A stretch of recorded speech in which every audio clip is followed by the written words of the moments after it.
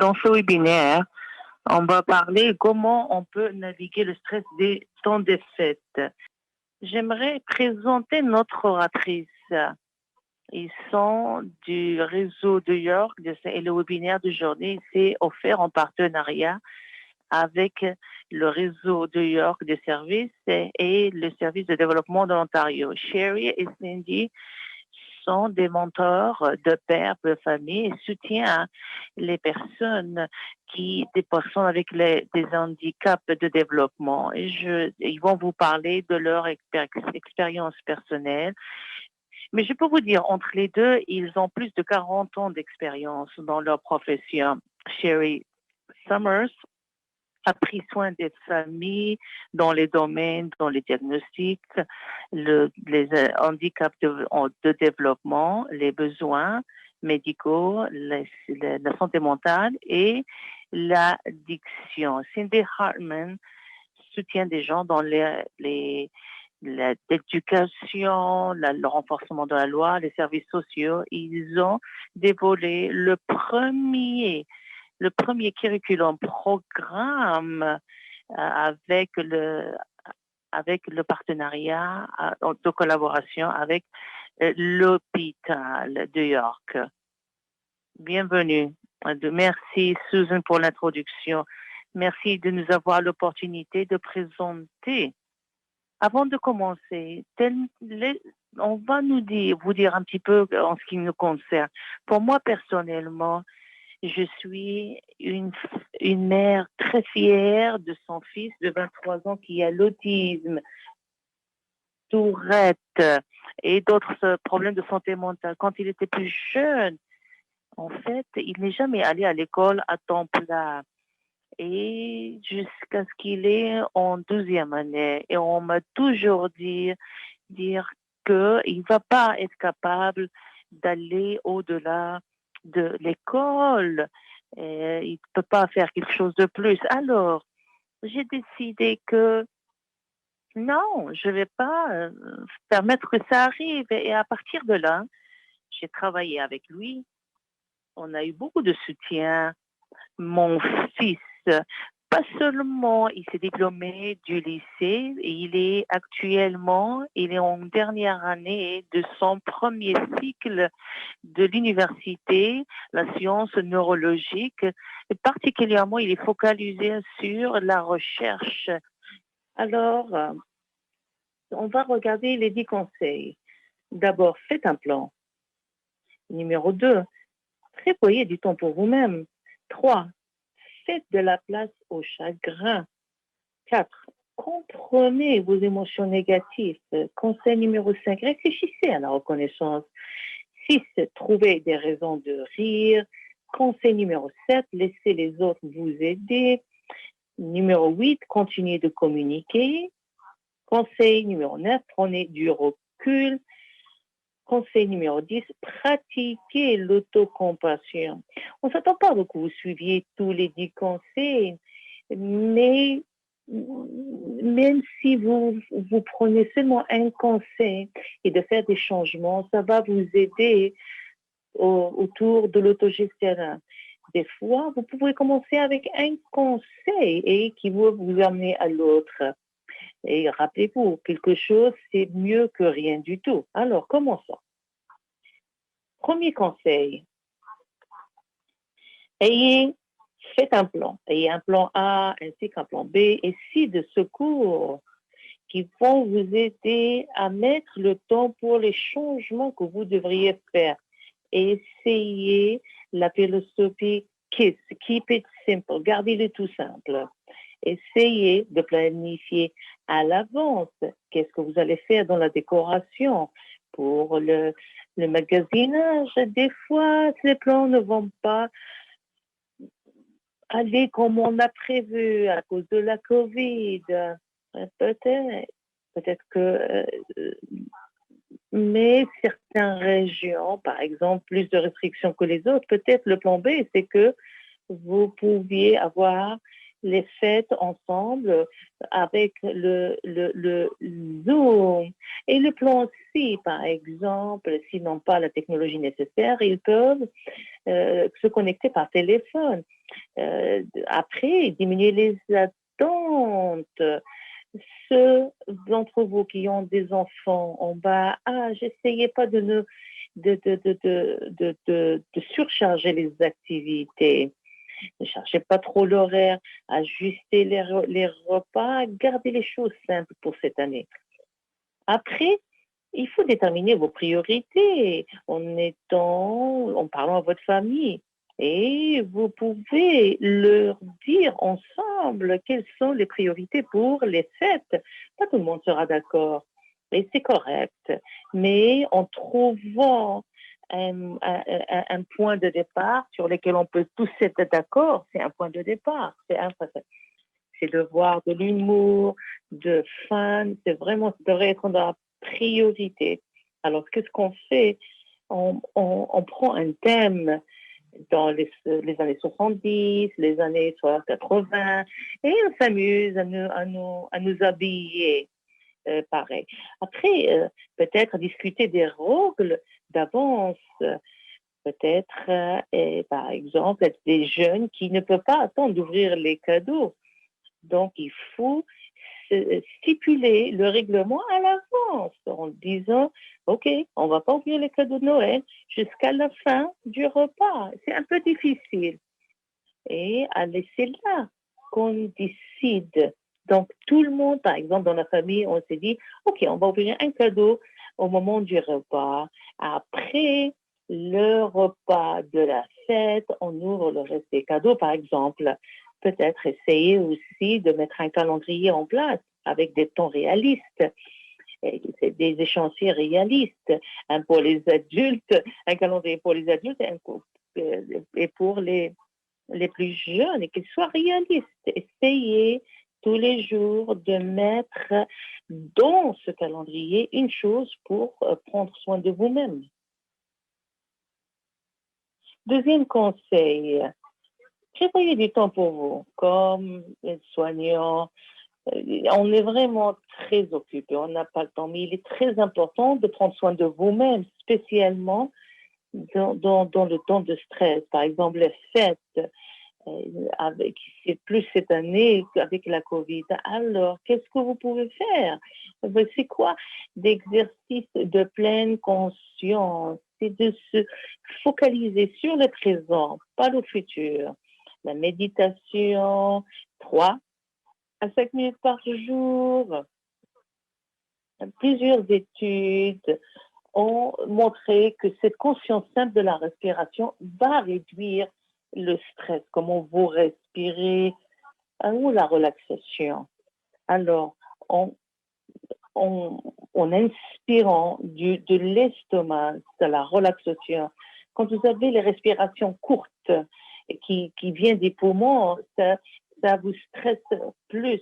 Donc, il faut reconnaître l'importance et nous sommes vraiment reconnaissants pour notre respiration. Et si vous avez le temps, peut-être essayer 3 respirations ou bien de la respiration carrée, c'est de prendre 4 secondes pour inspirer, garder le souffle et puis expirer. Vous le faites avec les enfants aussi. Pour les enfants, c'est une relaxation de corps. Vous commencez avec les bouts des doigts du pied et aller jusqu'à la tête. Je pratique même l'exercice de pleine conscience sous la douche. Quand je prends ma douche, je suis là et je sens l'eau chaude. Et quand je fais le shampoing, je sens le shampoing en massageant ma tête. Et je sens aussi le savon sur tout mon corps. Et aussi l'exercice. Peut-être, allez, prenez une marche dans la nature. Il y a plein d'air frais. Il y a des gens qui veulent pratiquer le yoga. Une des choses, ma favorite pour l'exercice, c'est la danse. Je ne suis pas une danseuse, quoi que ce soit. Mais des fois, je mets ma musique favorite et je commence. Et pour moi, c'est l'exercice. Et pour les enfants, c'est une bonne occasion d'avoir de l'exercice. Pour les plus jeunes, peut-être de jouer les Wiggles avec, surtout pour les adolescents, par exemple Shake It Off de Taylor Swift, que ce soit une affaire de famille. Et peut centre dans vous qui veulent un travail de tout le corps, mon fils et moi, nous faisons 7 minutes d'exercice Johnson & Johnson. Vous pouvez aller télécharger cette application. Une chose que vous pouvez faire, essayer de vous relaxer.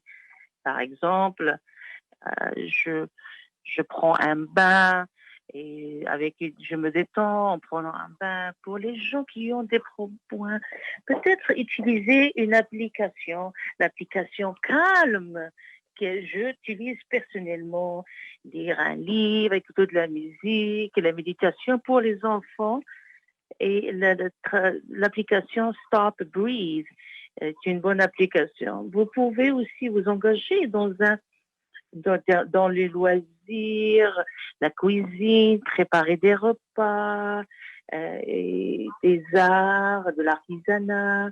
Pour les temps des fêtes, je fais des truffes avec du chocolat. Et quand mon fils était jeune, il m'aidait à le préparer. Mais je pense qu'il a mangé plus qu'il a aidé. Et je vais aller dans le dollar store et j'achète des paquets. Je les mets là-bas comme un cadeau pour la famille. Peut-être essayer d'apprendre quelque chose de nouveau. Quand mon fils était un bébé, parce qu'il était multiculturel, il était fasciné par les langues.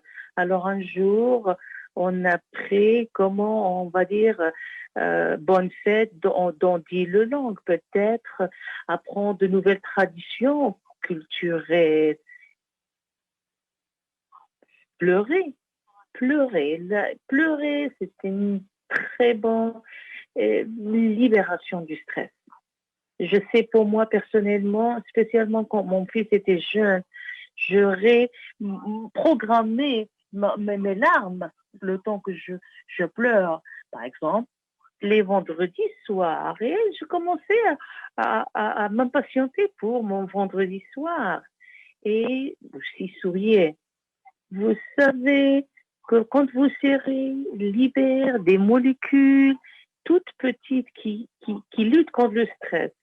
Et d'autres neurotransmetteurs, la dopamine, sérotonine, l'endorphine, viennent. Les sérotonines, c'est un taux des antidépresseurs. Le dopamine fait que nous nous sentons bien et la dopamine, on ne sent pas trop la douleur.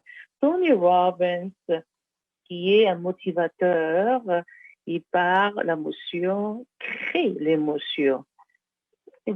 Donc, c'est des actes physiologiques. Par exemple, sourire peut déclencher une émotion. Essayez, encouragez vos enfants à le faire aussi. Conseil numéro 3.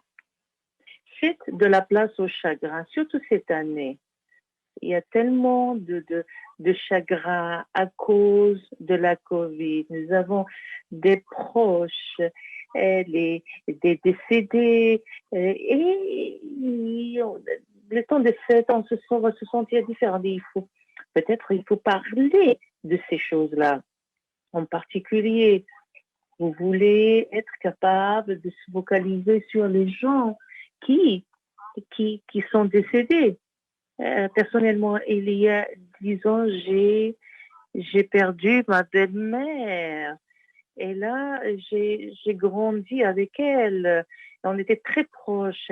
Et à cause qu'elle était tellement dans le temps de fête, elle faisait une grande partie de la famille.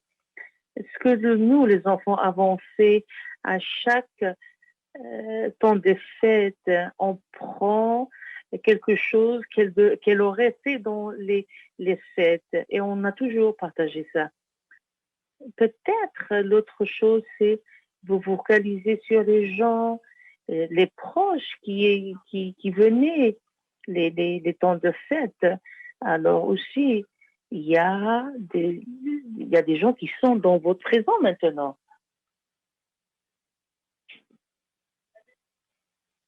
ou vous pensez vous voulez qu'ils soient avec nous, mais ils sont là. On passe tous par du chagrin, différents types. Et une des choses que vous pouvez faire,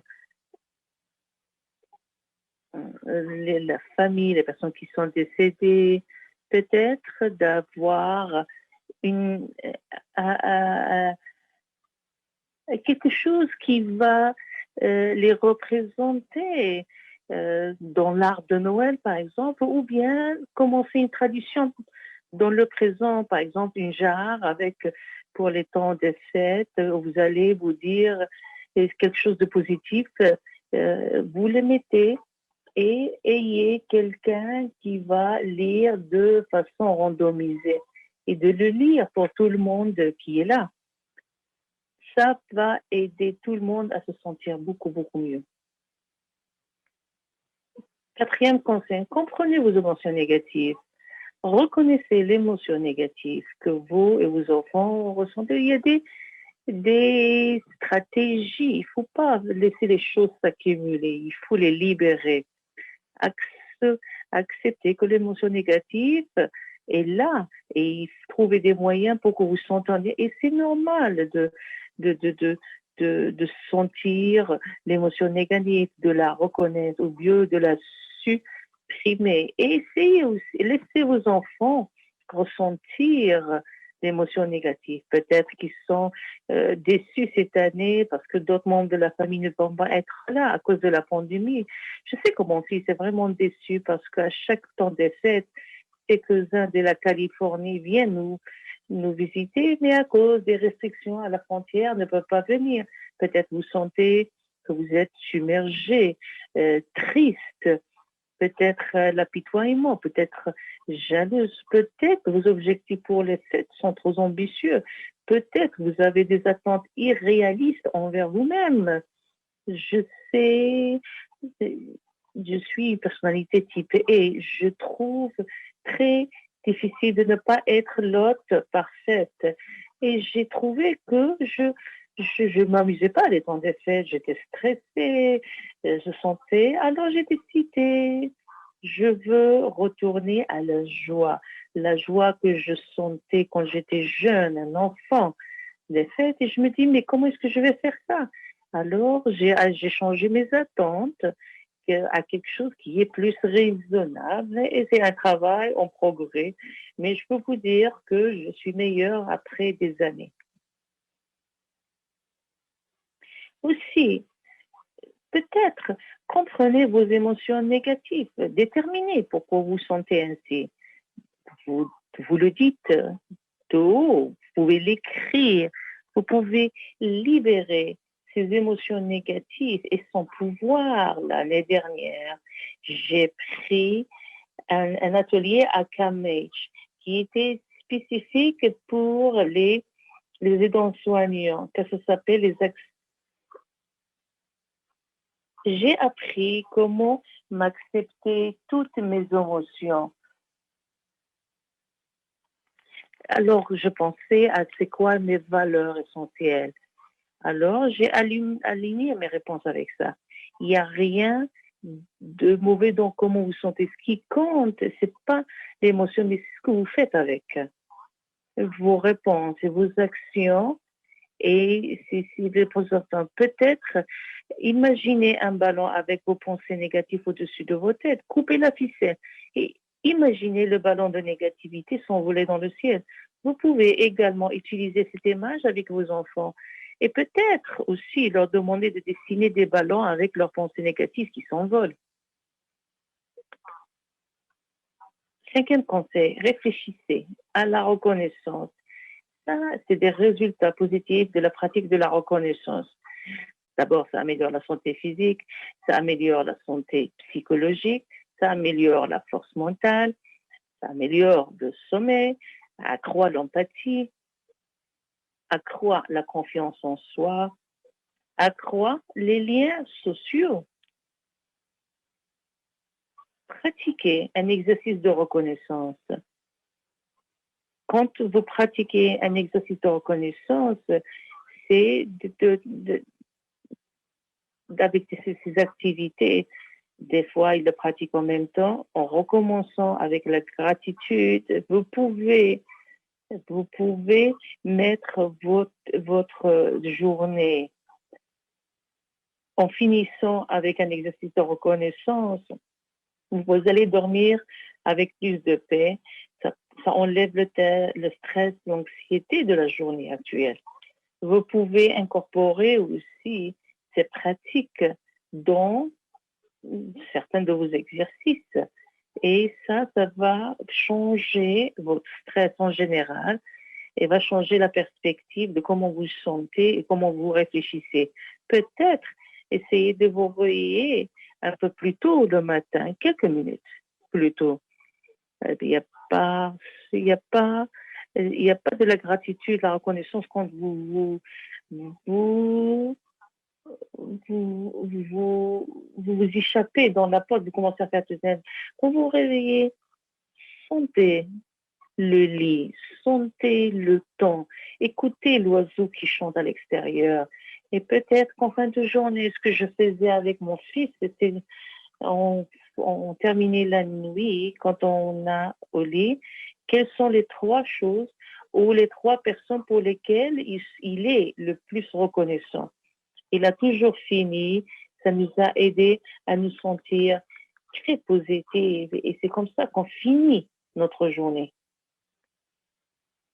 6e conseil, trouvez les raisons de rire. Nous savons que le rire est un réducteur de stress efficace. C'est une manière efficace de s'adapter aux situations très difficiles. Mais aussi l'humeur est le meilleur remède.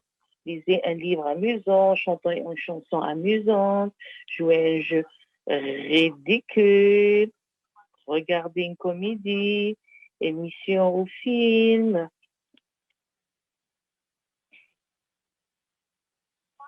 Une comédie musicale, Friends, disons l'épisode, les fêtes,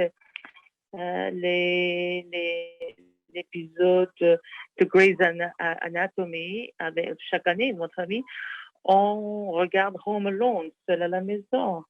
C'est un film qu'on regarde ensemble. Et dans Home Alone, vous vous rappelez chez quand les parents, et ils ont décrit sa réaction iconique avec les 2 mains sur le visage.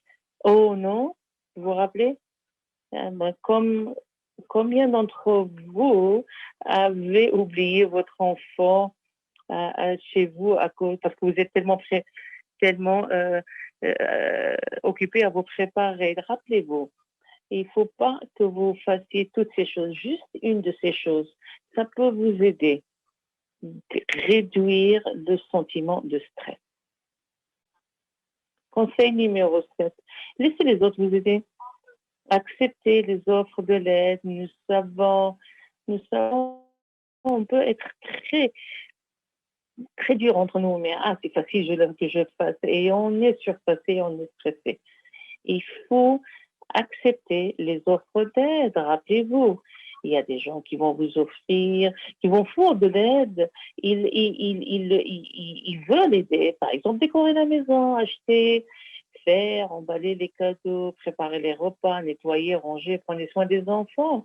Peut-être avec le Covid, ça va être différent maintenant, mais peut-être ils vont vous aider à faire, par exemple,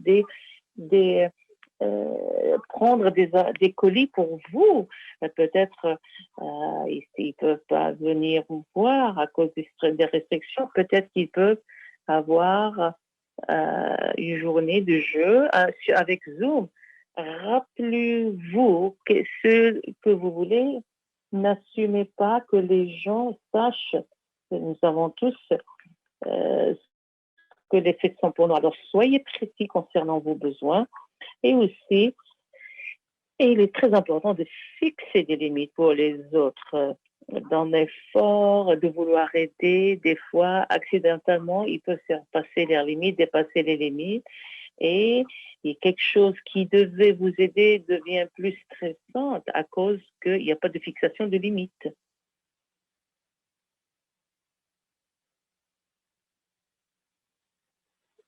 Le 8e conseil, continuez de communiquer. Très important de continuer à communiquer pour passer à travers les faits. Choisissez une personne proche de vous sur qui vous appuyez et à utiliser comme compagnon d'auto-gestion de la santé. Il s'agit d'une personne avec qui vous pouvez être parfaitement honnête, ouvert et vulnérable.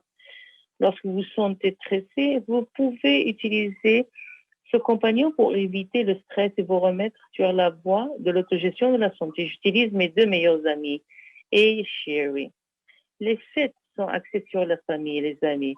Donc, veuillez communiquer avec eux et leur tendre la main, puisqu'il y a la pandémie. Vous pourriez organiser la prise d'un café ou une soirée vin et fromage sur Zoom. De plus, vous pouvez planifier la rencontre d'un ami sur Zoom pour vos enfants aussi. Il est important qu'eux aussi continuent de communiquer.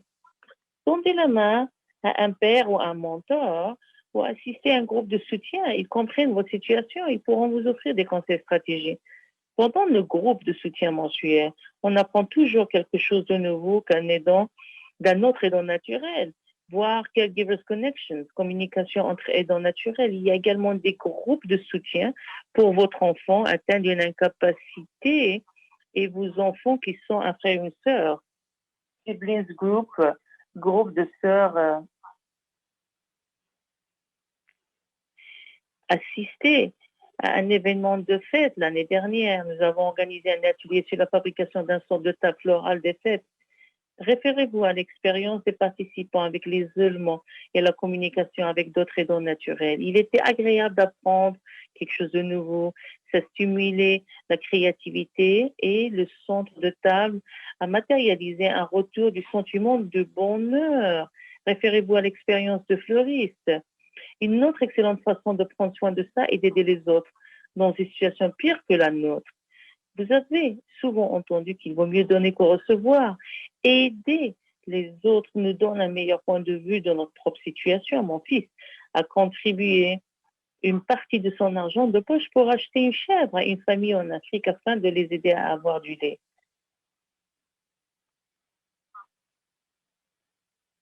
Neuvième conseil, prenez du recul. Rappelez-vous, les temps des fêtes passent vite, le stress des fêtes passera et prendra fin. Mettez l'accent sur les moments positifs, comme les célébrations, les activités. Les années 2020 vont être différemment de nos fêtes passées. La meilleure des choses qu'on peut faire, c'est de ne pas résister, refuser la réalité, en fait, focalisant sur le positif et le maintenant. Et pour moi, même si je vais manquer plusieurs de la famille qui viennent dans la famille, d'une façon, il y a moins de pression parce que ce sera une rencontre très, très petite. Donc, je ne vais pas préparer pour plusieurs. Sachant que la perspective aussi des temps des fêtes, il est crucial. On veut trouver le bonheur. Donc, rappelez-vous, c'est comment vous changez les fêtes et comment vous soutenez le stress. Et ça va changer aussi. Alors, ça m'a rappelé, je pense l'année dernière, quand j'avais la grippe pour 3 semaines. J'ai perdu ma voix et j'étais tellement stressée parce que j'avais ma famille de la Californie qui venait, qui vont rester avec nous. Et j'avais aussi d'autres personnes qui devaient être là. Et j'étais tellement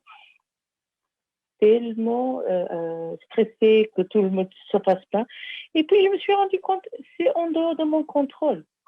Donc, ça a bien fonctionné. Alors, tout ce que j'ai fait, c'est de m'inquiéter pour rien. Et tout le monde a pensé que c'était super. On a laissé les choses aller. Et c'est très important. C'était bien pour tout le monde. 10e conseil. Pratiquer l'autocompassion. Qu'est-ce que c'est que l'autocompassion? Dr. Christine Neff, auteure de Self-Compassion, elle comprend démontrer de la compassion envers soi-même en cas d'insuffisance, d'échec ou de souffrance générale perçue. Il y a 3 composantes. trois principaux éléments d'autocompassion. L'autobienveillance. Soyez bienveillant envers vous-même. C'est l'humanité courante. Reconnaître que la souffrance et les échecs personnels, ça fait partie de cette expérience humaine. Et finalement, la pleine conscience. L'autocompassion, c'est de prendre une approche équilibrée à ces sentiments négatifs. Les pensées négatives, on les regarde, on les observe avec l'acceptation. Regardons cette citation dans cette diapo. Ça dit, l'autocompassion consiste à penser à soi avec toute la bienveillance et tout l'amour que vous donneriez à une personne qui vous est chère. Je savais que nous, aides-soignants, on est très durs par rapport. Alors, on a beaucoup de compassion pour les amis même des étrangers, que pour nous-mêmes. Et les aidants soignants qu'on soutient, ils ont toujours partagé. On se dit, oh, est-ce qu'on a fait assez avec l'enfant avec handicap? Donc, le sentiment du calme, qu'est-ce que j'aurais dû faire? Est-ce que j'aurais fait ça avec mon fils? Mon fils, le père de mon fils est un psychologue. J'ai un